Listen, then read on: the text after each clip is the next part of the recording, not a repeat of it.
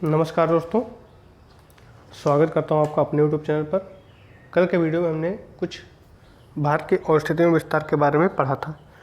आज के वीडियो में हम उससे आगे पढ़ेंगे और आशा करता हूं कि आप लोगों ने कल उस पर प्रैक्टिस भी किया होगा, क्वेश्चन आप लोगों ने सॉल्व भी किया होगा ऑब्जेक्टिव, क्योंकि जब तक आप ऑब्जेक्टिव सॉल्व नहीं करेंगे तब तक आपका उद्देश्य पूरा नहीं होगा। ठीक है, अभ्यास आपका करना बहुत ही ज़रूरी है।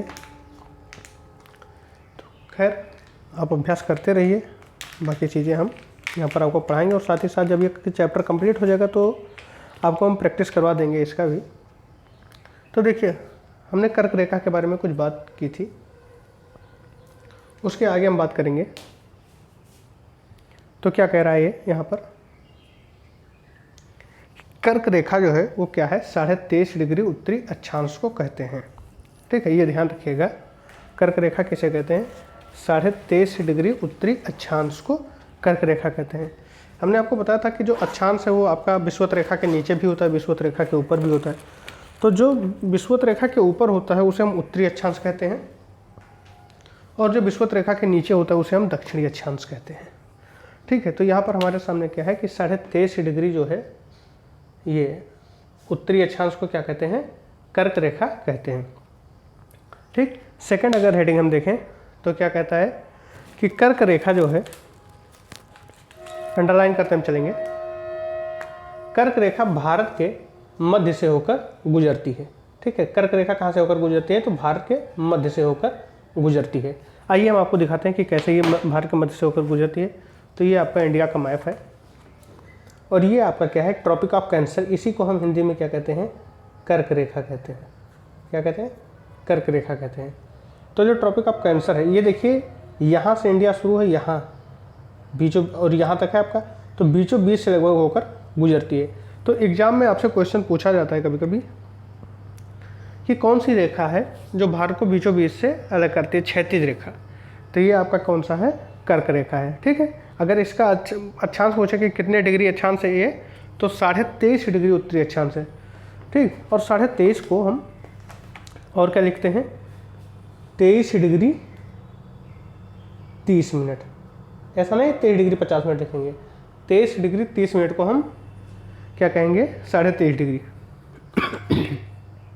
तो ये ध्यान रखिएगा, क्योंकि 60 मिनट बराबर आपका क्या होता है, 1 डिग्री होता है। तो 60 मिनट का आधा क्या हो जाएगा, 30 मिनट। ठीक, तो 23 डिग्री 30 मिनट को हम क्या कहते हैं, आपका कर्क रेखा कहा जाता है। ये 23.5 डिग्री उत्तरी अक्षांश को कर्क रेखा कहते हैं। अगर हम मकर रेखा की बात करते हैं तो मकर रेखा क्या होता है, 23.5 डिग्री दक्षिणी को अक्षांश को हम क्या कहेंगे, मकर रेखा कहेंगे।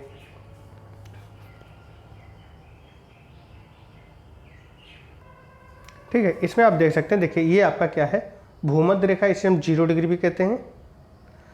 ठीक, 0 डिग्री भूमध्य रेखा है, और इसके ऊपर जब हम चलेंगे तो 23.5 डिग्री कर्क रेखा, और यही कर्क रेखा है जो आपके भारत को क्या करता है, 2 पार्ट में डिवाइड करता है। ठीक है, ये भारत को क्या करता है, 2 पार्ट में डिवाइड करता है। इसके ऊपर सबसे ऊपर जब जाएंगे यहाँ पर तो 66.5 डिग्री आ जाएगा।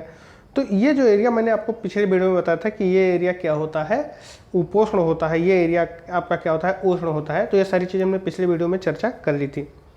ठीक है, और जो नीचे देखेंगे तो ये 23.5 डिग्री मकर रेखा है और 66.5 डिग्री आर्कटिक रेखा है। यहाँ पर आर्कटिक रेखा है, यहाँ पर भी आपका आर्कटिक रेखा है। ठीक, अब आगे देखिए, कर्क रेखा क्या करता है कि भारत के मध्य से होकर गुजरती है। नेक्स्ट पॉइंट क्या है कि कर्क रेखा भारत के 8 राज्यों से होकर गुजरती है। कितने राज्यों से होकर गुजरती है, 8 राज्यों से होकर गुजरती है। अब वो कौन कौन से राज्य हैं, तो एक क्रम में अगर हम देखें तो सबसे पहले आपका गुजरात से गुजरेगा, फिर राजस्थान से गुजरेगा, फिर मध्य प्रदेश, फिर छत्तीसगढ़, फिर झारखंड, फिर पश्चिम बंगाल, फिर त्रिपुरा, फिर मिजोरम। आपको ध्यान रखना है कि जो कर्क रेखा है वो 8 राज्यों से होकर गुजरती है। और कौन कौन से राज्यों से होकर गुजरती है, तो गुजरात से, फिर राजस्थान से, हम पश्चिम से पूर्व की ओर बढ़ रहे हैं। ठीक है, इसे हम मैप के माध्यम से समझेंगे कि पश्चिम से पूर्व की ओर हम बढ़ रहे हैं।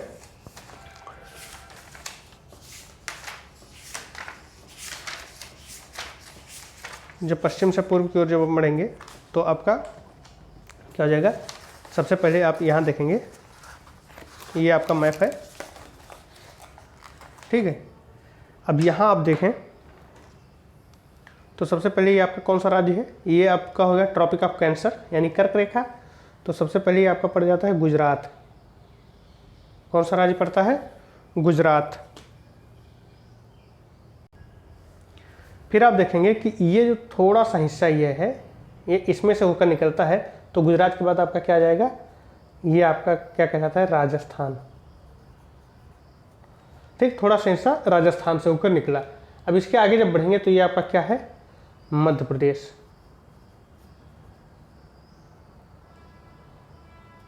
ठीक है, मध्य प्रदेश से आगे जब बढ़ेंगे तो ये आपका क्या है? देखिए इस राज्य में पहुंच गया, ये आपका क्या है? छत्तीसगढ़। छत्तीसगढ़ से जब आगे हम बढ़ेंगे तो ये आपका क्या है? झारखंड। देखिएगा इससे भी होकर ये निकल रहा है। झारखंड के बाद आप देखेंगे ये पश्चिम बंगाल। ठीक, पश्चिम बंगाल के बाद ये आपका बांग्लादेश पड़ जाता है, तो इससे हमें मतलब है, हमें कोई भारतीय राज्यों से मतलब है। ये आपका क्या है? ये आपका त्रिपुरा है। क्या है? त्रिपुरा। और इसके बाद आपका क्या है? ये मिजोरम। ठीक, तो मैं समझता हूँ कि आपको ये ध्यान आ गया होगा कि कौन कौन से राज्य से होकर गुजरता है। तो सबसे पहले आपका गुजरात, फिर राजस्थान, फिर मध्य प्रदेश, फिर छत्तीसगढ़, फिर झारखंड, फिर पश्चिम बंगाल, फिर त्रिपुरा, फिर मिजोरम। इन राज्यों से होकर आपकी जो कर्क रेखा है वो गुजरती है। ठीक है, कर्क रेखा क्या करती है?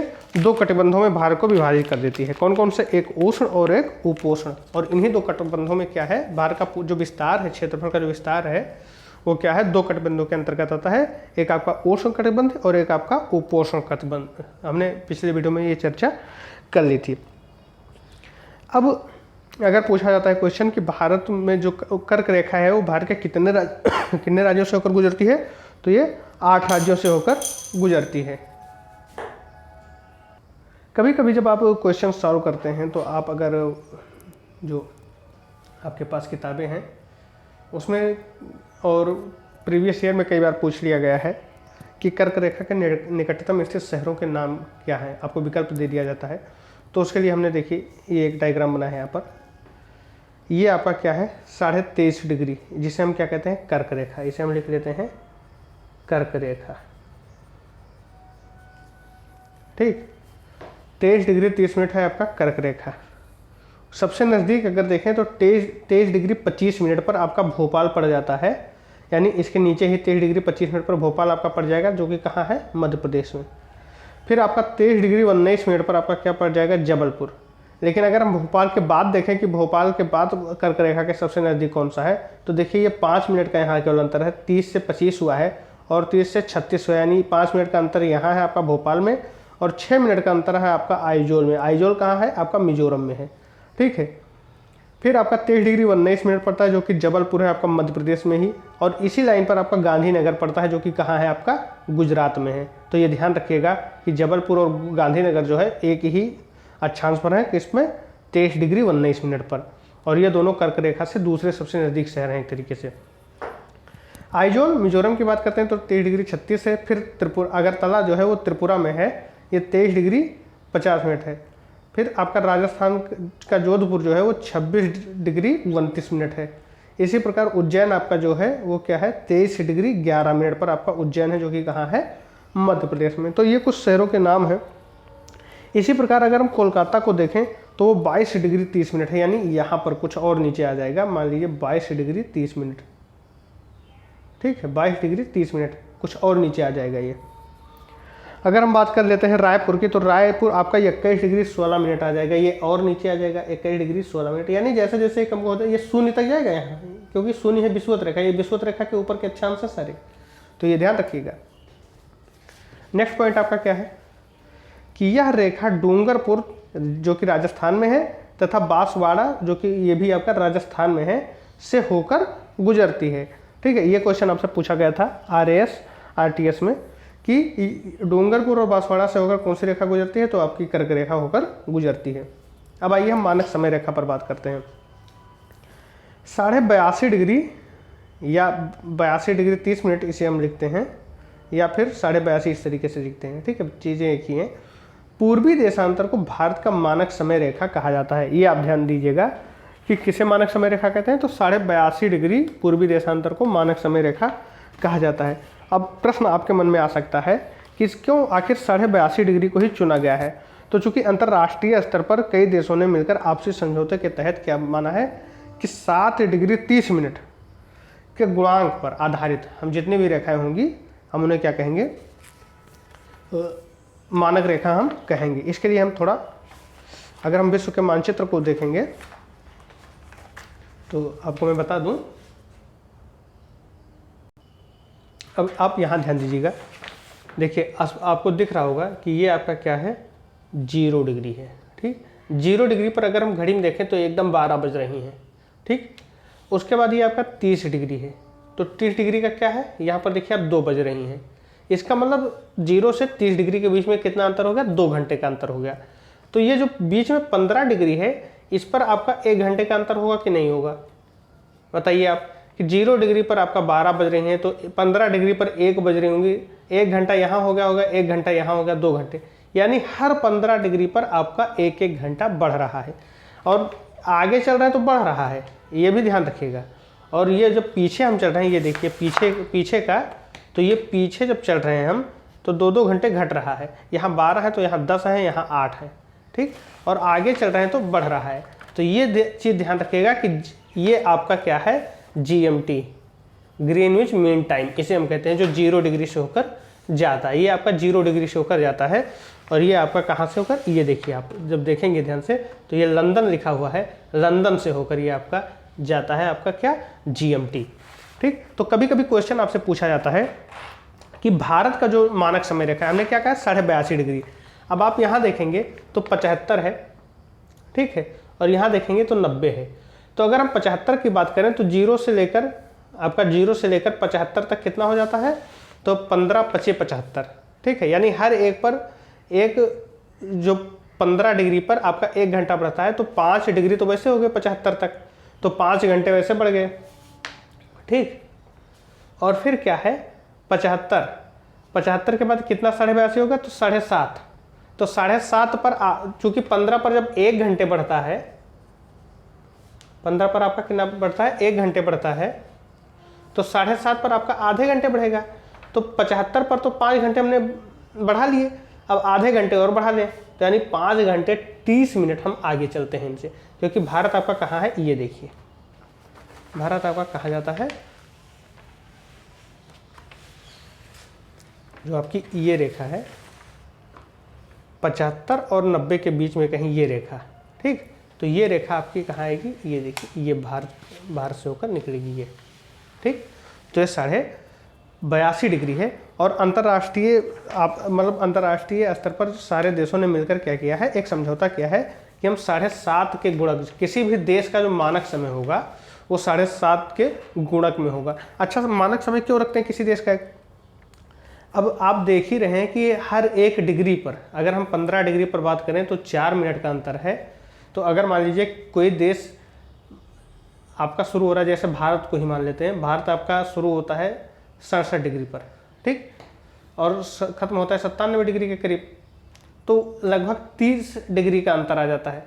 तो 30 डिग्री यानी 2 घंटे का। अब मान लीजिए कि गुजरात में 5 बज रहे हैं, ठीक है, 5 शाम के 5 बज रहे हैं, तो आपका 2 घंटे आगे हो गया। अगर हम अरुणाचल प्रदेश के किबुथु को लें, सबसे दक्षिणतम, सबसे पूर्वी छोर को, तो वो 2 घंटे आगे होगा। क्योंकि अब भाई 30 डिग्री का अंतर है, तो 15 डिग्री पर 1 घंटे, तो 30 डिग्री पर 2 घंटे हो जाएंगे। तो और देशांतरीय विस्तार 30 डिग्री के लगभग भारत का आया, तो कितना हो जाएगा आपका, 2 घंटे का अंतर आ जाएगा। तो जब 2 घंटे का अंतर आ जाएगा तो आपका गुजरात में अगर 5 बज रहा है शाम के, तो 2 घंटे आगे चले जाओ, यानी 7 बज रहे होंगे आपके कहाँ, अरुणाचल प्रदेश में। अब यहाँ की घड़ी को दूसरा बता रही है, यहाँ की घड़ी को दूसरा बता रही है, यहाँ की को दूसरा बता रही है, तो ऐसे काम नहीं चलेगा ना। इसी के लिए उन्होंने मानक समय रेखा का कॉन्सेप्ट, वो लोग मानक समय रेखा का एक कॉन्सेप्ट लेकर आए कि चलो पूरे भारत में हम एक मीन पर हम क्या कर लेते हैं, एक रेखा मान लेते हैं जिस पर जो समय होगा वो गुजरात के लिए भी मान्य होगा, वो आपका अरुणाचल प्रदेश के लिए भी मान्य होगा। तो भारत की जो मानक समय रेखा है वो मैंने आपको क्या बताया, ग्रीनविच माध्य से, यानी वो जो 0 डिग्री लंदन वाली थी उससे कितना आगे है, 5 घंटा 30 मिनट आगे है। ठीक है, यह रेखा प्रयागराज के नैनी से होकर गुजरती है। ठीक है, प्रयागराज के नैनी से होकर यह गुजरती है। फिर क्या है कि यह रेखा 5 राज्यों से होकर गुजरती है। कौन कौन से? उत्तर प्रदेश से, यानी आपका जब प्रवेश करेगा भारत में सबसे पहले उत्तर प्रदेश, फिर आपको मध्य प्रदेश, फिर छत्तीसगढ़, फिर उड़ीसा, फिर आंध्र प्रदेश से होकर ये गुजरेगी। अब आपको देखना है कि जो मानक समय रेखा है वो जो गुजरती है आपकी 5 राज्यों से होकर, उसे हम थोड़ा मैप पर देख लेते हैं कि ये आपका कौन कौन से राज्य से होकर गुजरी है। उत्तर प्रदेश से, मध्य प्रदेश से, छत्तीसगढ़ से, उड़ीसा से और आंध्र प्रदेश से होकर गुजरती है। अब आपको ये मैप पर हम दिखा दें कि ये कहाँ कहाँ से होकर गुजरती है। तो देखिएगा, ये आपका क्या है 82.5 डिग्री जब मानक रेखा आपका प्रवेश करेगी तो ये नैनी से होकर जब उत्तर प्रदेश में प्रवेश करेगी तो ये आपका ऐसे जाएगी कुछ। देखिए ये आपका 80 है, यहाँ पर आपका कहीं 82.5 होगा। ठीक, अब 82.5 होगा तो ये आपका कैसे प्रवेश करेगी, ये कुछ इस तरीके से प्रवेश करेगी। ठीक, ये उत्तर प्रदेश में प्रवेश की, उत्तर प्रदेश के बाद आप नैनी में आपको मिलेगी। फिर ये आपका कहाँ चला जाएगा, मध्य प्रदेश। थोड़ा सा हिस्सा ये मध्य प्रदेश में, देखिएगा ये हिस्सा जो है ये थोड़ा सा मध्य प्रदेश को टच करेगी, छत्तीसगढ़ को। ठीक है, और छत्तीसगढ़ के बाद ये उड़ीसा को, और उड़ीसा के बाद ये आंध्र प्रदेश को। ठीक है, ये आपका कहाँ है, ये आपका उत्तर प्रदेश हो गया। और ये थोड़ा सा हिस्सा ये किस में चला गया आपका, मध्य प्रदेश में। देखिए मध्य प्रदेश में आ गया, और फिर मध्य प्रदेश के बाद ये छत्तीसगढ़ तो स्पष्ट दिखाई ही दे रहा है, और छत्तीसगढ़ के बाद ये आपका उड़ीसा में आ गया, ये आपका उड़ीसा है, और उड़ीसा के बाद आपका किस में आ गया, आंध्र प्रदेश में आ गया। ठीक है, तो आपका कौन कौन सा राज्य है, उत्तर प्रदेश, थोड़ा सा हिस्सा मध्य प्रदेश में, फिर छत्तीसगढ़ में, जैसे आपकी कर्क रेखा के राजस्थान से होकर गुजरती थी थोड़ा सा, तो उसी प्रकार से आपका छत्तीसगढ़ से वो मध्य प्रदेश से भी टच करते निकलते हैं, छत्तीसगढ़, फिर उड़ीसा, फिर आंध्र प्रदेश। ये 5 राज्य हैं जिनसे कर्क रेखा आपके मानक समय रेखा होकर गुजरती है। मानक समय रेखा को क्या कहते हैं, तो मानक समय रेखा को हम 82.5 डिग्री पूर्वी देशांतर कहते हैं। चलिए आगे बढ़ते हैं।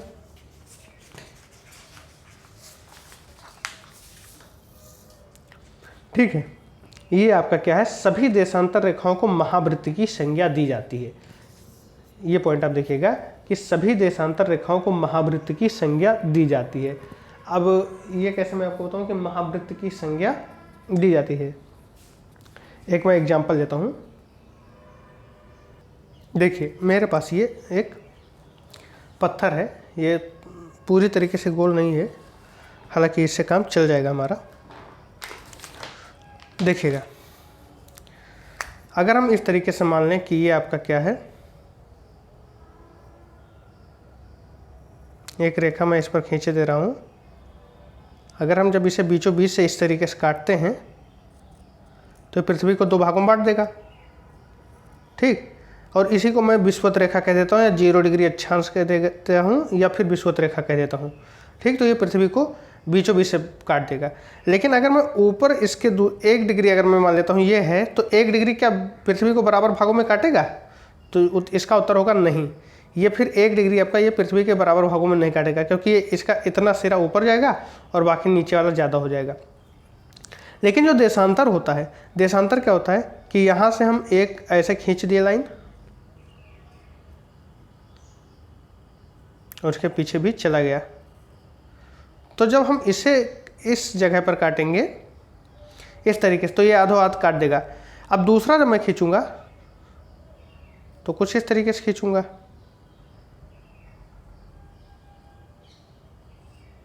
लेकिन इसके जो विपरीत सिरम जाएगा,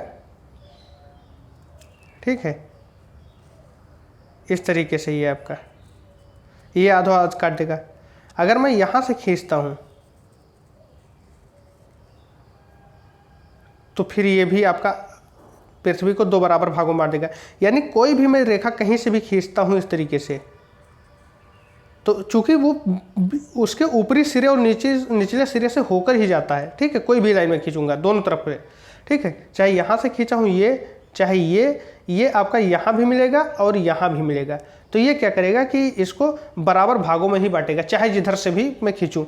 तो इसीलिए क्या कहते हैं कि सभी देशांतर रेखाओं को महावृत्त की संज्ञा दी जाती है। और महावृत्त की संज्ञा इसलिए देते हैं क्योंकि हर एक रेखा जो देशांतर रेखा होगी वो पृथ्वी को 2 बराबर भागों में बांट देगी। 2 बराबर भागों, अक्षांश में ऐसा नहीं है, अक्षांश में सिर्फ विषुवत रेखा बांटेगी और देशांतर में क्या है आपकी 2 बराबर भागों में बांट देगी कोई भी रेखा। अब इस कभी कभी क्वेश्चन आपसे पूछ लिया जाता है, ठीक है। अब क्वेश्चन आता है कि जो आपकी देशांतर रेखा है, मतलब 82.5 डिग्री जो मानक समय रेखा है, उसके निकट शहर कौन कौन से हैं। तो यहाँ पर भी मैंने एक ग्राफ बनाया है। तो सबसे निकट अगर देखें तो 81 डिग्री 19 मिनट पर आपका क्या है, रीवा, ठीक है, मध्य प्रदेश। फिर आपका 81 डिग्री पर आपका लखनऊ आ जाता है। 78 डिग्री 50 मिनट पर आपका सागर आ जाता है। और 78 डिग्री 29 मिनट पर आपका क्या आ जाता है, हैदराबाद आ जाता है, ठीक। तो सबसे निकट क्या है आपका रीवा, फिर लखनऊ। अगर हम इसी क्रम में बात करें तो 75 डिग्री 43 मिनट पर आपका क्या आ जाएगा, पूर्वी देशांतर पर आपका उज्जैन आ जाएगा। सारी चीज़ सब पूर्वी हैं, क्योंकि जब 0 डिग्री यहाँ पर अगर मैं मान लेता हूँ कि 0 डिग्री है देशांतर, तो इसके सब ईस्ट में ही तो पड़ेंगे, तो ये सारे सब पूर्वी हैं। ऐसा नहीं है कि इसके इधर पूर्वी होगा ये पश्चिमी होगा, नहीं, इस लाइन के रेफरेंस में हम देख रहे हैं। उज्जैन जो है आपका 75 डिग्री 43 मिनट पर पड़ेगा। होशंगाबाद आपका 77 डिग्री 45 मिनट पर पड़ेगा। हैदराबाद आपका 78 डिग्री 29 मिनट पर पड़ेगा। भोपाल आपका 77 डिग्री 30 मिनट पर पड़ेगा। बंगलुरु 77 डिग्री 40 मिनट पर पड़ेगा, ठीक है। तो ये चीज़ें थी। अब आ जाइए, नेक्स्ट टॉपिक है भारत की सीमाएं। तो भारत की सीमाएं क्या क्या हैं, तो हम सबसे पहले चारों कोनों की बात कर लेते हैं। सबसे पहले आपका इंद्राकाल आ जाएगा, सबसे उत्तर में ये कहाँ पड़ता है आपका, लद्दाख में पड़ता है। इंद्राकाल कहाँ पड़ता है, लद्दाख में पड़ता है। गौरा मोती जो है आपका गुजरात में पड़ता है, ये पश्चिमी, सबसे पश्चिमी आपका क्या है, गौरा मोती, जो कि गुजरात में पड़ता है। सबसे पूर्वी जो है वो किवीथू पड़ता है अरुणाचल प्रदेश में। कहाँ पड़ता है, अरुणाचल प्रदेश में। और सबसे दक्षिणी पड़ता है कन्याकुमारी, 8 डिग्री 4 मिनट उत्तरी अक्षांश मुख्य भूमि है। मुख्य भूमि का बात क्या है, मुख्य भूमि का मतलब क्या है, यानी जो हम इंडिया का नक्शा आमतौर पर देखते हैं वो क्या है आपका, इंडिया का नक्शा ये है। और इसका सबसे लास्ट पॉइंट क्या है, ये आपका मुख्य भूमि 8 डिग्री 4 मिनट पर आपका क्या है, कन्याकुमारी है, ठीक। लेकिन अपना कुछ हिस्सा ये देखिए, यहाँ पर आपका क्या है, अंडमान निकोबार द्वीप समूह। तो ये जो बिंदियाँ हैं ये भी तो भारत का ही हिस्सा है। तो अगर इन्हें हम इंक्लूड करते हैं तो ये मुख्य भूमि में नहीं आएंगी। मुख्य भूमि आपका यहीं तक रहेगा। और ये क्या है, 8 डिग्री 4 मिनट। सबसे दक्षिणतम अगर हम बात करें तो मुख्य भूमि का सबसे दक्षिणतम बिंदु क्या है, कन्याकुमारी, 8 डिग्री 4 मिनट मुख्य भूमि, या केप कमोरिन अंतरीप कहते हैं, ये तमिलनाडु में है, ठीक। केप कमोरिन अंतरीप कहते हैं, तमिलनाडु में है।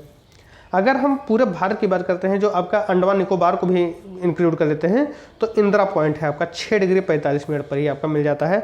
देखिए ये आपका 8 डिग्री 4 मिनट है, लेकिन इसके नीचे भी आपकी ये लाइन जो जाएगी, ये देखिए यहाँ पर सबसे लास्ट बिंदु था भारत का, तो ये 8 डिग्री 4 मिनट पर ही आपको 6 डिग्री 45 मिनट पर ही आपको मिल जाएगी। कितना, 6 डिग्री 45 मिनट पर आपको ये मिल जाएगा, 8 डिग्री 4 मिनट पर ये मिल जाएगा, ठीक। तो जब अगर हम मुख्य भूमि की बात करते हैं तो कन्याकुमारी है। और अगर हम पूरे आपका अंडमान निकोबार भी इंक्लूड कर लेते हैं तो आपका क्या है, इंदिरा पॉइंट 6 डिग्री 50 मिनट से ये स्टार्ट होता है। हालांकि इंदिरा पॉइंट वर्तमान में, जब आपका 2004 में सुनामी आया था तो उस समय वो डूब गया था पूरी तरीके से, ठीक है। तो हम नेक्स्ट बात करते हैं भारत के पड़ोसी देशों की, ठीक है। पड़ोसी देश कौन कौन से हैं और उनकी सीमाएं क्या क्या है। तो हम पड़ोसी देशों को पहले मैप में खोल लेते हैं। हालांकि मैंने उस दिन आपको बताया था पहले लेक्चर में कि भारत के पड़ोसी देश देखिए, तो ये आपका क्या है, पाकिस्तान है। लिखते चले हम, पाकिस्तान है ये आपका। फिर इसके ऊपर अफगानिस्तान है। अफगानिस्तान को हम क्यों कहते हैं कि इसका कुछ हिस्सा लगभग 106 किलोमीटर भारत के साथ बॉर्डर साझा करता है ये अफगानिस्तान। ऐसा नहीं है कि भारत और अफगानिस्तान के बीच में एक स्टेट है, वो आपका एक कंट्री है, पाक है। तो लेकिन अफगानिस्तान डायरेक्टली भी भारत के साथ सीमा को साझा करता है। हालांकि वो वर्तमान में किसके अंतर्गत आता है, पाकिस्तान के अंतर्गत ही। ये आपका क्या है, नेपाल, ठीक, ये भी भारत के साथ जुड़ा है। ये आपका क्या है, चीन। तिब्बत का हम नाम नहीं लेंगे क्योंकि वो चीन के अधिकार में है। ये आपका क्या है, भूटान, ठीक, ये आपका क्या है, बांग्लादेश, ये आपका क्या है, ये आपका म्यांमार, सॉरी ये है म्यांमार, ठीक है, ये आपका म्यांमार है। तो देखिए पाकिस्तान हो गया, अफगानिस्तान हो गया, चीन हो गया, नेपाल हो गया, भूटान हो गया, म्यांमार हो, बांग्लादेश हो गया और म्यांमार हो गया। अगर हम बात करें कि नेपाल जो है, देखिएगा ये नेपाल जो भारत के साथ कितना सीमा बनाता है, 1751 किलोमीटर। तो ये क्या है, ये यहाँ से भारत स्टार्ट हो जाता है, भारत की सीमा इसके साथ, और ये ऐसे जाती है और यहाँ तक आपका क्या बनाता है, नेपाल सीमा बनाता है। तो ये कितना लंबाई का है, ये आपका है 1751 किलोमीटर। फिर उसके बाद भूटान को अगर हम देखें तो भूटान आपका यहाँ से सीमा बनाना शुरू करता है, देखिए यहाँ से और यहाँ तक बनाता है, और इसकी लंबाई क्या है, 699 किलोमीटर। ठीक, ये सॉरी अब देखिए ये यहाँ से यहाँ तक सीमा बनाया है, ये कितना है 1751 किलोमीटर, और ये कितना है 699 किलोमीटर। यहाँ आप देख सकते हैं, देखिए 1751 किलोमीटर आपका क्या है नेपाल के साथ, भूटान से साथ कितना है 699 किलोमीटर, चीन के साथ कितना है 3488 किलोमीटर। ठीक, चीन को हम 3 सेगमेंट में बांटते हैं, यहाँ पर और यहाँ पर, ठीक है, 3 हिस्सों में बांटते हैं।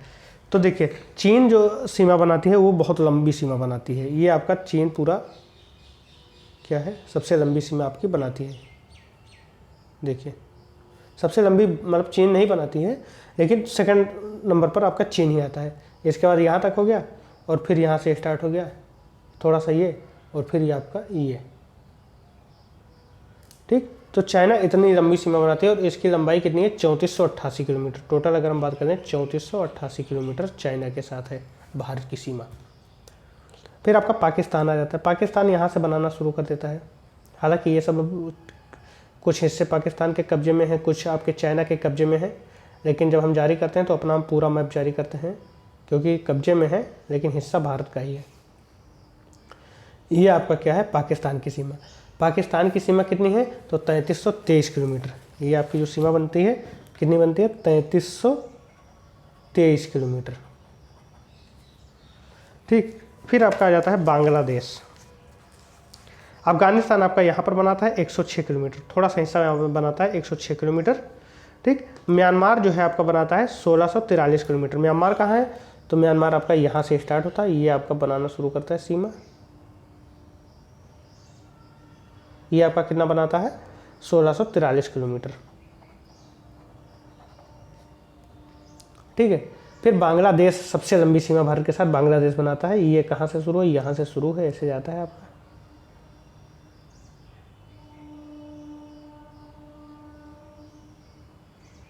ठीक, ये आपका क्या बनाया, बांग्लादेश, और इसकी सीमा कितनी है 4096.7 किलोमीटर।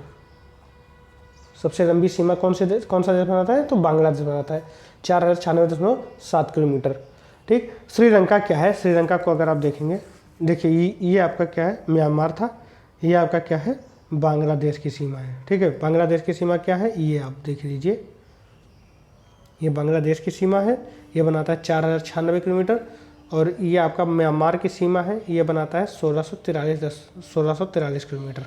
ठीक है, देखिए ये आपका श्रीलंका है। श्रीलंका के साथ भूमि की कोई सीमा नहीं है, जहाँ आपका जलीय सीमा बनता है भारत के साथ।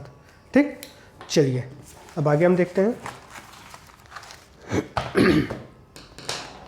बांग्लादेश के साथ कितना बनाता है, 4096.7 किलोमीटर। श्रीलंका के साथ कितना बनाता है, तो जलीय सीमा यहाँ पर बनाता है। स्थलीय सीमा की कुल लंबाई की अगर हम बात करें तो 15,200 किलोमीटर मानी जाती है। कितनी है, 15,200 किलोमीटर। स्थलीय सीमा की हम बात करें तो स्थलीय सीमा क्या है, तो जितना स्थल भाग के साथ भारत सीमा साझा करता है, जैसे यहाँ से स्टार्ट हो गया, यहाँ से चूँकि ज़मीन है तो ज़मीनी लंबाई जो है, यानी ज़मीनी सीमा जो है, ये आपका पूरा इंक्लूड करते हुए ये सारी चीज़ें यहाँ तक, और उसके बाद ये आपका ये पूरा जोड़कर कितना आता है, 15,200 किलोमीटर। स्थलीय सीमा कितना है, 15,200 किलोमीटर। अब एक एक देश के साथ हम पढ़ते हैं। बांग्लादेश, तो स्थलीय सीमा का 27% भाग बांग्लादेश के साथ मिलती है, 27% भाग बांग्लादेश के साथ है। और सबसे लंबी सीमा भी किसके साथ बनाती है? बांग्लादेश के साथ। ये किन राज्यों से आपका टच होता है? तो 5 राज्य हैं, असम है, मेघालय है, त्रिपुरा है, मिजोरम है और पश्चिम बंगाल है। जिसमें सबसे लंबी सीमा किसके साथ है? पश्चिम बंगाल के साथ। 2217 किलोमीटर सर्वाधिक लंबी सीमा है आपका बांग्लादेश का भारत के पश्चिम बंगाल राज्य के साथ। आइए हम मैप पर इसे देखते हैं।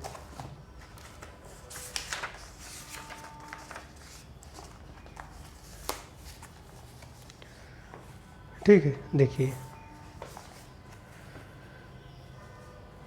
ये आपका इंडिया का मैप है। ठीक, पश्चिम बंगाल ये है आपका,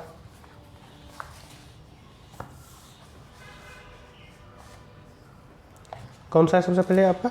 ये है आपका पश्चिम बंगाल। ठीक, तो पश्चिम बंगाल के साथ सीमा साझा करते हैं और सबसे लंबी सीमा इसी के साथ साझा करती है। कितना? 2217 किलोमीटर, यहाँ तक 2217 किलोमीटर। फिर इसके बाद अगर आप आ जाएंगे तो ये मेघालय के साथ भी सीमा साझा करती है। मेघालय आपका कहाँ पड़ेगा? तो अगर हम मैप में देखें तो ये आपका क्या है? मेघालय। तो यहाँ से ये आपकी सीमा साझा करती है। ठीक है, मेघालय हो गया। ये आपका क्या हो गया? असम हो गया। ठीक, ये आपका असम हो गया ये क्षेत्र। फिर मेघालय के साथ सीमा साझा करती है, असम के साथ भी सीमा साझा करती है। देखिए असम के साथ कहाँ सीमा साझा करती है? तो असम के साथ ये आपका सीमा साझा करता है, इतना हिस्सा। ठीक, मेघालय हो गया। मेघालय के बाद आपका त्रिपुरा हो जाता है। त्रिपुरा कहाँ है? तो त्रिपुरा ये है। ठीक है, ये आपका त्रिपुरा है। त्रिपुरा के बाद आपका थोड़ा सा हिस्सा ये देखिए, ये बांग्लादेश बाहर निकल गया है और ये हिस्सा जो है ये आपका मिजोरम के साथ भी सीमा साझा करता है। ठीक है, मिजोरम के साथ भी सीमा साझा करता है, क्योंकि देखिए ये ऐसे आपका बांग्लादेश ऐसे आकर घूम गया है, तो ये आपका मिजोरम के साथ भी सीमा साझा करता है। तो ये 5 राज्य हैं जिनके साथ बांग्लादेश जो है भारत के साथ सीमा साझा करता है और जिसमें सबसे लंबी सीमा पश्चिम बंगाल के साथ साझा करती है। ठीक, नेक्स्ट क्या है कि यह सीमा मानव निर्मित है तथा गंगा ब्रह्मपुत्र डेल्टा को अलग करती है। ठीक है, गंगा ब्रह्मपुत्र डेल्टा को अलग करती है ये। ठीक है, यह सीमा क्या है? मानव निर्मित है और गंगा ब्रह्मपुत्र डेल्टा को अलग करती है।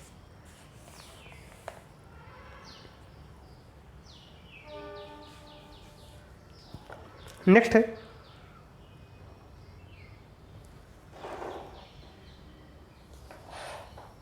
चीन।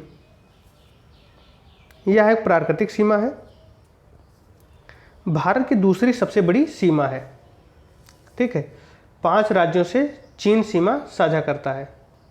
चीन जो है वो भी आपका कितने राज्यों से करता है? 5 राज्यों से सीमा साझा करता है भारत के। कौन कौन से राज्य है आपका? हिमाचल प्रदेश है, लद्दाख है, उत्तराखंड है, सिक्किम है, अरुणाचल प्रदेश है। सबसे पहले आपको क्या मिल जाएगा? लद्दाख। ये आपका लद्दाख के साथ सीमा साझा करता है। ये पूरा चाइना है, आप देख लीजिए चाइना है पूरा।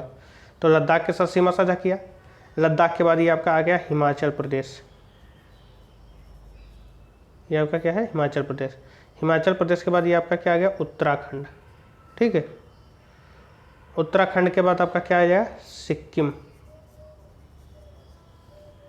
सिक्किम के बाद क्या आ गया आपका? अरुणाचल प्रदेश। तो ये आपका क्या है? सिक्किम है। ये आपका क्या है? हिमाचल प्रदेश है। सबसे पहले आप देखिए लद्दाख से सीमा साझा करता है, फिर उसके नीचे आएंगे तो थोड़ा सा हिमाचल प्रदेश के साथ भी साझा करता है, फिर ये आपका उत्तराखंड के साथ साझा करता है, फिर आप छोड़ दीजिए नेपाल चल रहा है, फिर यहाँ पर आपका सिक्किम है, सिक्किम से के साथ साझा करता है, फिर आपका भूटान है, भूटान से में कोई मतलब नहीं अभी, फिर ये आपका अरुणाचल प्रदेश से साझा करता है। तो 5 राज्यों से सीमा साझा करता है। किस किस से? हिमाचल प्रदेश, लद्दाख, उत्तराखंड, सिक्किम और अरुणाचल प्रदेश। ठीक है, इस सीमा की सर्वाधिक लंबाई कहाँ है? लद्दाख में है। तो जो आपकी चाइना सीमा है वो आपकी लद्दाख में सबसे ज़्यादा लंबाई है। देखिए ये आपकी लंबाई जो है वो आपके सबसे ज़्यादा है और ये कहाँ है? लद्दाख में ही है। ठीक, फिर आ जाइए अच्छा, हमने आपको बताया था कि ये 3 सेक्टरों में डिवाइड है। आपकी जो चाइना सीमा है वो 3 सेक्टरों में डिवाइड है। पहला है पश्चिमी सीमा। तो पश्चिम में देखिए, ये आप पूर्वी भाग में है, ये मध्य भाग है और ये आपका पश्चिम भाग है। यानी अगर हम 3 रेखा खींच लें तो ये सबसे पूर्वी हो गया, ये मध्य हो गया, पश्चिम हो गया। तो ऐसे ये आपका एक रेखा ये हो गया, एक रेखा आपका ये हो गया, एक रेखा आपका ये हो गया। तो ये आपका क्या है, पश्चिमी भाग है। ये आपका क्या है, मध्य भाग है। ये आपका क्या है, पूर्वी भाग है। ठीक है, यहाँ तो ज़्यादा कुछ हो गया, यहाँ देख लेते हैं।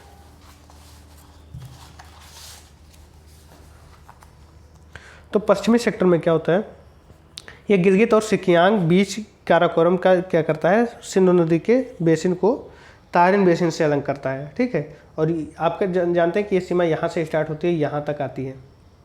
तो ये आपका क्या हो गया, पश्चिमी। ये आपका क्या हो जाएगा, ये यहाँ तक आपका क्या हो जाएगा, पश्चिमी सीमा। ठीक है, उसके बाद मध्यवर्ती सीमा क्या है, तो हिमाचल प्रदेश और उत्तराखंड जब आता है, यानी ये चीज़ और ये चीज़, तो ये आपका क्या हो गया, मध्यवर्ती।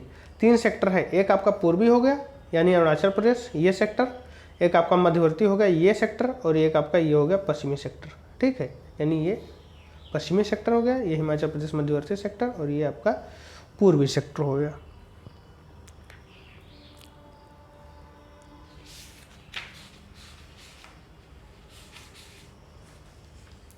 चलिए आगे बढ़ते हैं।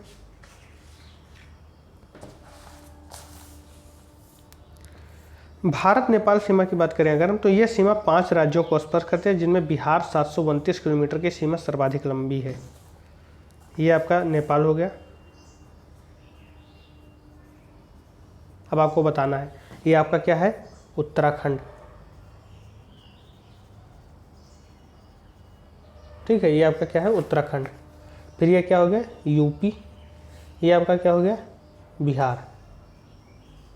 और बिहार का देखिए यूपी का तो इतने सीमा है, लेकिन बिहार का यहाँ से लेकर यहाँ तक है।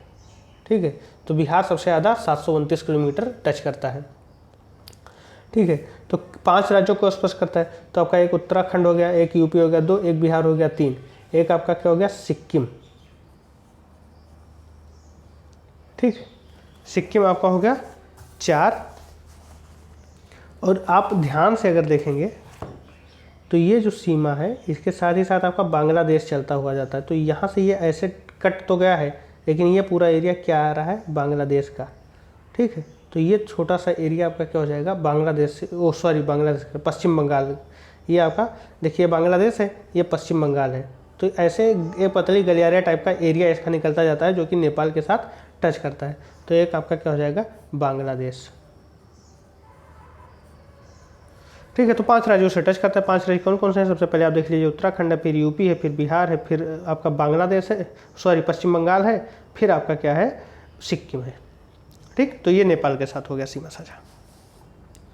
अगर हम बात करते हैं भारत म्यांमार की सीमा की, तो भारत के 4 राज्यों का स्पर्श करती है, भारत के 4 राज्यों को स्पर्श करती है, तथा सर्वाधिक लंबाई अरुणाचल प्रदेश में है 520 किलोमीटर के साथ। अब देखिए कौन कौन सा है, तो यहाँ पर सबसे पहले आपको क्या मिल जाएगा, ये आपका क्या है, जो घूम रहा है, ये आपका है अरुणाचल प्रदेश। फिर उसके नीचे जब आएंगे तो ये हमें मिल जाएगा नागालैंड। फिर आपका आ जाएगा मणिपुर, जहाँ इस समय हिंसा ही चल रही है। और फिर आपका क्या आ जाएगा, मिजोरम। अरुणाचल प्रदेश, नागालैंड, मणिपुर, मिजोरम, ये तीनों राज्य जो हैं वो ये है पूरा आपका म्यांमार, ये आपका म्यांमार ही है। इनके साथ सीमा साझा कौन कौन करता है, अरुणाचल प्रदेश, नागालैंड, मणिपुर और मिजोरम, 4 राज्य इसके साथ सीमा साझा करते हैं, जिसमें अरुणाचल प्रदेश सबसे ज़्यादा 520 किलोमीटर की लंबी सीमा साझा करता है। भारत भूटान सीमा की अगर हम बात करें, तो भारत भूटान सीमा 4 राज्यों के साथ सीमा साझा करता है, सिक्किम के साथ, पश्चिम बंगाल के साथ, असम के साथ और अरुणाचल प्रदेश के साथ। तो आइए हम भूटान को भी देख लेते हैं। ये आपका भूटान है, भूटान के नीचे आपका क्या आ गया, असम, एक हो गया। बगल में ही आपका अरुणाचल प्रदेश है, ये हो गया। इस बगल आपका सिक्किम है, ये हो गया। और नीचे हल्का सा क्या मैंने बताया था कि ये गलियारा आता है, तो पश्चिम बंगाल। ठीक है, तो सिक्किम, पश्चिम बंगाल, असम और अरुणाचल प्रदेश के साथ ये सीमा साझा करता है। ठीक है, तो ये भी आपका कंप्लीट हुआ। नेक्स्ट है आपका राज्य और संघ शासित क्षेत्र। यहाँ हम बताएंगे कि कौन सा राज्य किस देश के साथ कितनी सीमा साझा करता है। देखिए लद्दाख जो है वो पाकिस्तान के साथ भी करता है, अफगानिस्तान के साथ भी करता है और चाइना के साथ भी करता है, यानी 3 देशों के साथ सीमा साझा करता है आपका लद्दाख। मिजोरम जो है वो बांग्लादेश के साथ सीमा साझा करता है और म्यांमार के साथ सीमा साझा करता है। देखिए लद्दाख जो है ये आपका लद्दाख है, तो ये आपका चाइना के साथ इसका सीमा है ही है, साथ ही आपका पाकिस्तान के साथ भी हो गया और इसका कुछ हिस्सा अफगानिस्तान के साथ भी है। देखिए ये आपका लद्दाख हो गया, यहाँ से ये लाइन जो है इसके ऊपर आपका लद्दाख है, तो ये चाइना के साथ तो कर ही रहा है, पाकिस्तान के साथ भी कर रहा है, इसके ऊपर अफगानिस्तान है, तो लद्दाख 3 देशों के साथ सीमा साझा करता है। क्लियर है। फिर आगे बढ़ते हैं मिजोरम। तो मिजोरम आपका कहाँ है? मिजोरम आपका ये है लास्ट में, देखिए ये हमने बताया था मिजोरम है। तो मिजोरम एक तो ये बांग्लादेश के साथ सीमा साझा कर रहा है और एक तरफ म्यांमार के साथ सीमा साझा कर रहा है, यानी 2 देशों के साथ, बांग्लादेश और म्यांमार। फिर आपका क्या है? असम। तो असम को अगर हम देखें तो ये आपका असम है। असम एक आपका बांग्लादेश के साथ सीमा साझा करता है और एक भूटान के साथ सीमा साझा करता है और एक चाइना के साथ भी चाइना के साथ सीमा साझा नहीं करता है असम, क्योंकि ये लैंड लॉक्ड है पूरी तरीके से। इधर आपका लैंड लॉक्ड तो बाकी सब है इधर, लेकिन भारत के राज्यों से ये बंधा हुआ है। इधर आपको केवल मिल जाएगा बांग्लादेश और इधर थोड़ा भूटान आपको मिल जाएगा, ऊपर भूटान ये मिल जाएगा और नीचे बांग्लादेश मिल जाएगा। तो ये असम जो है इसी दोनों के साथ सीमा साझा करता है। नेक्स्ट है अरुणाचल प्रदेश। अरुणाचल प्रदेश की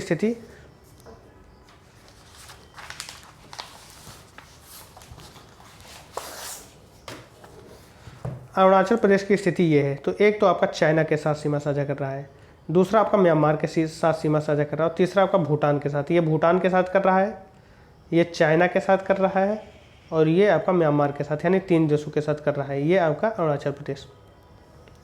फिर आपका क्या पूछ रहा है? उत्तराखंड जो है, तो उत्तराखंड को देख लें। उत्तराखंड एक आपका नेपाल के साथ कर रहा है। ये आपका उत्तराखंड हो गया और ये नेपाल के साथ कर रहा है और एक चाइना के साथ कर रहा है, 2 देशों के साथ कर रहा है। फिर आपका है पश्चिम बंगाल। पश्चिम बंगाल ये है आपका। तो पश्चिम बंगाल ये है आपका। तो पश्चिम बंगाल किससे कर रहा है? एक तो आपका किससे कर रहा है? बांग्लादेश के साथ, और एक ये थोड़ा सा गलियारा होकर जाकर ये भूटान के साथ भी कर रहा है। ये भूटान के साथ यहाँ कर रहा है, ध्यान दीजिएगा। और ये हल्का सा देखिए गलियारा टाइप का बनाता हुआ पश्चिम बंगाल आया है ना, तो ये बांग्लादेश और भूटान के साथ कर रहा है। और एक आपका ये देखिए थोड़ा सा नेपाल के साथ भी कर रहा है ये। फिर क्या है? सिक्किम। सिक्किम क्या है? सिक्किम आपका कहाँ है? ये है, ठीक, सिक्किम ये है आपका। ये आपका एक तरफ भूटान है, एक तरफ नेपाल है 2 और एक तरफ चीन है 3 राज्यों से ये सीमा साझा करता है। ठीक, तो इस तरीके से हमने भारत की स्थिति में विस्तार में कुछ चीज़ें और पढ़ी, जिसमें आपकी भारत की सीमा कर्क रेखा और इसके साथ ही मानक समय रेखा और भारत की किन देशों के साथ कितनी लंबी सीमा बनती है और किन देशों से अधिकतम सीमा, किन राज्यों से अधिकतम सीमा मिलती है, इन सारी चीज़ों को हमने पढ़ा। तो आशा करता हूँ ये वीडियो आपको पसंद आएगा और नेक्स्ट टॉपिक इसके आगे हम कल बात करेंगे। ठीक है, धन्यवाद।